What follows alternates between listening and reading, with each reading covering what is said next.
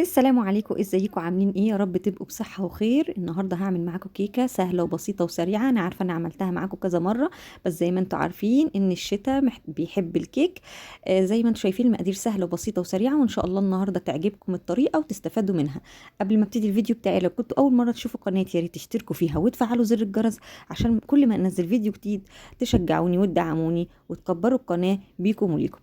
يلا بينا نسمي الله ونبتدي الفيديو بتاعنا النهارده. زي ما انتم شايفين قدامكم كده، المكونات بتاعتي بسيطه وسهله. معايا كوبايه لبن، كوبايه سكر، كوبايه زيت، على قد معلقتين كبار كده سمنه، ومعايا معلقتين كبار خل. والخل عشان البيض معايا 3 بيضات، ومعايا 3 معالق كبار كاكاو خام، وكمان معايا رشة ملح، والنسكافيه السريع الذوبان، وفانيليا وبيكنج باودر. بس زي ما انتم شايفين كده مقاديرنا سهلة وبسيطة وسريعة، وان شاء الله هتطلعي احلى وابسط واخف كيك لو مشيتي على المقادير اللي انا عاملاها لك دي. طبعا كل المقادير احنا هنعمل الكيكة النهاردة في الخلاط. بتبقى اسهل واسرع بصراحة عن يعني لما تعمليها بالمضرب. بتسهل عليا الطريقة دي.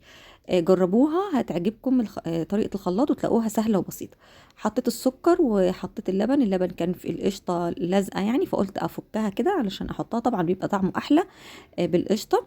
يبقى كوباية سكر وكوباية لبن وكوباية زيت. عايزة تخليها زيت، كوباية زيت صافي تمام. عايزة تبقى سمنة، بس هي السمنة هتخليها ايه يعني، تبقى قوامها اتقل شوية مش هشة يعني.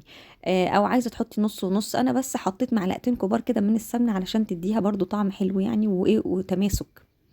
الزيت هحطه بعد ما اكون ضربت السكر زي ما انتم شايفين، واللبن والسكر داب كويس قوي، واتاكدت ان السكر داب. حطيت الزيت. هحط كمان 3 معالق كبار الكاكاو الخام، وهحط رشة الملح والنسكافيه السريع الذوبان، القهوة سريعة الذوبان. واديهم تقليبة كويس قوي برضو في الخلاط لحد ما يدوب كل المكونات معايا.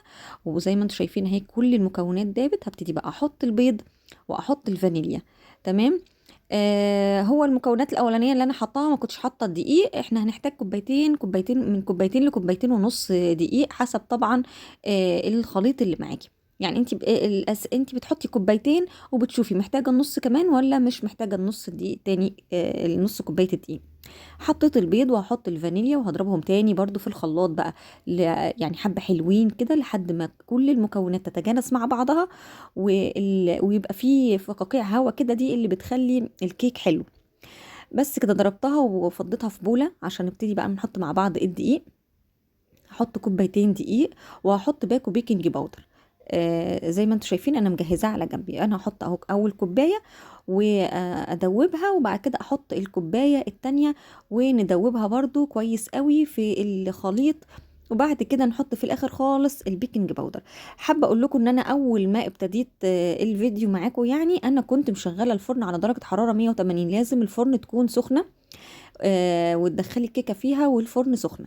هدخلها في الفرن على درجه حراره 180 في الرف الوسطاني. بتقعد من تلت ساعه لنص ساعه حسب الفرن بتاعك. يعني اقصاها خالص هتبقى قعدة نص ساعه.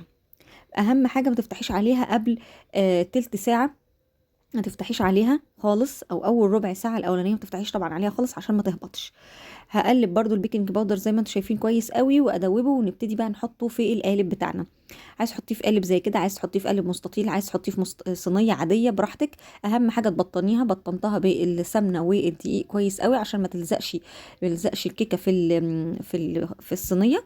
وهبتدي بقى انزل كل الخليط، وبعد كده هخبط الصينيه على الرخامه كده خبطتين بعد ما اكون ظبطت الوش بتاعها يعني، علشان تبقى كل جزء فيها قد التاني، ميبقاش في حته اعلى من جزء، وتبقى كلها قد بعضها يعني في العلو. زي ما قلت لكم هحطها في الفرن على درجة حرارة 180 على الرف الوسطاني. بتقعد من تلت ساعة لنص ساعة، ما نفتحش عليها أول ربع ساعة. بعد كده بقى بتطلع بسيبها تهدى شوية، وبحضر معاكم صوص سهل جدا جدا جدا للتزيين الكيك. صوص شوكولاتة اقتصادي جدا وحلو قوي. انا عملته معاكم كذا مرة بكذا طريقة. الصوص الاقتصادي ده بكذا طريقة يعني. ودي طريقة من الطرق. ان انا معايا هاخد يعني قد 3 معالق كبار زيت على سمنة، ومعايا كوباية لبن، ومعايا معلقتين كبار دقيق، ومعلقتين برضو كبار كاكاو خام، ومعلقتين كبار سكر. المكونات دي كلها هحطها على بعض بس مش هحط السمنة يعني او الزيت، المادة الدهنية مش هحطها دلوقتي. هحطهم كلهم على بعض واقلبهم كويس قوي قوي قوي قوي على البارد. وبعد كده احطهم على النار على عين واطية جدا، هادية جدا جدا جدا، على نار هادية جدا. كأنك بتعملي مثلا مهلبية. على عين هادية ونار هادية جدا لحد ما سمكه يعني يتخن كده معايا ويتقل ويتجانس. بصوا بقى شكله بقى جميل ازاي وطعمه حلو. حطيت له قد يعني ما فيش عقلة صباع كده من الزبدة، تديه لون حلو كده ولمعة حلوة. لو عندك حطي، لو ما عندكيش مفيش مشكلة، خلاص احنا حطينا الزيت يعني او المادة الدهنية بعد ما كنت قلبت. صوص اقتصادي وسهل وسريع وبسيط جدا، يا ريت تجربوه هيعجبكم. كانت الكيك بتاعتي جهزت وسبتها كده بردت شوية وقلبتها على في صينية يعني. وهنبتدي بقى نزينها مع بعض. التزيين ده بقى براحتك اختياري، عايزه تاكليها كده على طول ما تزينيهاش براحتك، عايزه تزينيها. بصراحه هي هشه وطريه وجميله وريحتها حلوه قوي قوي قوي. وبصراحه ما قعدتش يعني، انا الاولاد ما شاء الله عليهم وبالهنا والشفا على قلبهم، يعني ما قعدتش بصراحه.